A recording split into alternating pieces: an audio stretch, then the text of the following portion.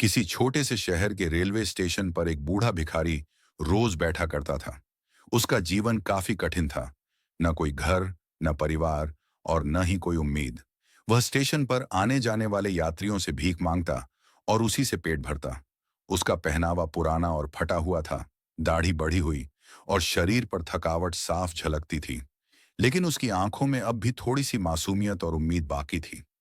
एक अलग सुबह एक दिन, जब वह हमेशा की तरह स्टेशन के बाहर बैठा था और भीख मांग रहा था, तभी एक लंबा, साफ सुथरे कपड़े पहना हुआ व्यक्ति उसकी ओर आया। उसकी चाल से ही लग रहा था कि वह कोई बड़ा आदमी है, शायद व्यापारी या कोई अधिकारी। भिखारी ने उम्मीद से हाथ फैलाया और कहा, साहब कुछ दे दीजिए, 2 दिन से कुछ खाया नहीं।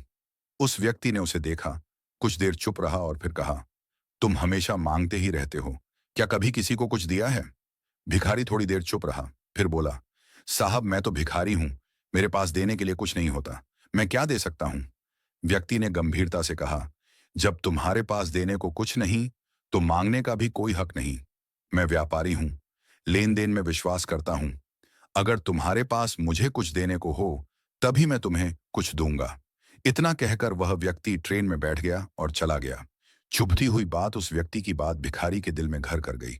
वह सारी रात सो नहीं पाया, बार बार यही सोचता रहा, क्या वाकई मेरे पास कुछ नहीं जो मैं दूसरों को दे सकूं? क्या मैं सिर्फ मांगने के लायक ही हूं? अगले 2 दिन वह बस सोचता रहा, लोगों से भीख मांगता, लेकिन उसके मन में एक उलझन बनी रही।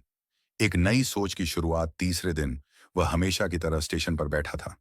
तभी उसकी नजर स्टेशन के बगल में लगे कुछ पौधों पर गई। उन पौधों में सुंदर सुंदर फूल खिले थे, पीले, लाल, गुलाबी, सफेद। एकाएक उसके मन में विचार आया, ये फूल कितने सुंदर हैं और मुफ्त में हैं।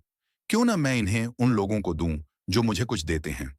भले ही ये महंगे ना हों, लेकिन इनमें सौंदर्य है, खुशबू है, भावना है। उसने उसी समय कुछ फूल तोड़े, उन्हें साफ किया और अपने पास सहेज कर रख लिए। अब जब कोई उसे भीख देता, वह उसके बदले में एक फूल देता और मुस्कुराकर कहता, यह आपकी दया के बदले मेरी ओर से एक छोटा सा तोहफा। बदलता हुआ नजरिया, शुरू शुरू में लोग चौंक गए। एक भिखारी जो बदले में कुछ दे रहा है, वो भी फूल। लेकिन फिर धीरे धीरे लोग उसकी इस भावना से प्रभावित होने लगे। कुछ लोग तो सिर्फ इसलिए उसे कुछ देने लगे ताकि वे उसकी ओर से एक सुंदर फूल और एक मुस्कान पा सकें। वह अब पहले से ज्यादा पैसे जुटाने लगा।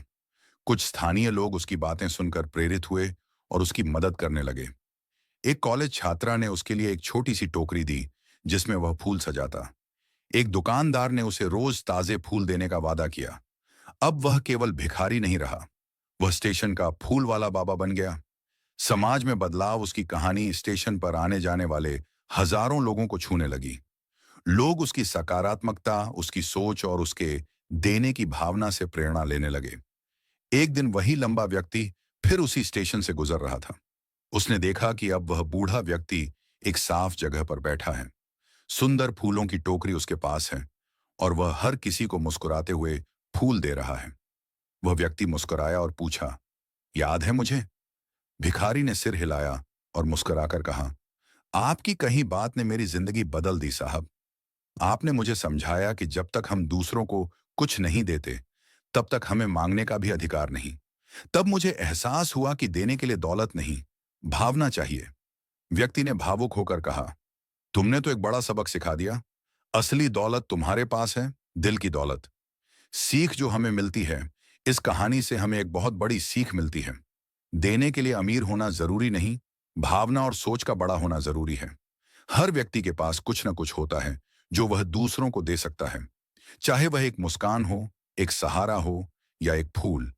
जो केवल मांगता है वह छोटा बन जाता है, लेकिन जो देने की कोशिश करता है वह बड़ा बन जाता है, चाहे वह एक भिखारी ही क्यों ना हो।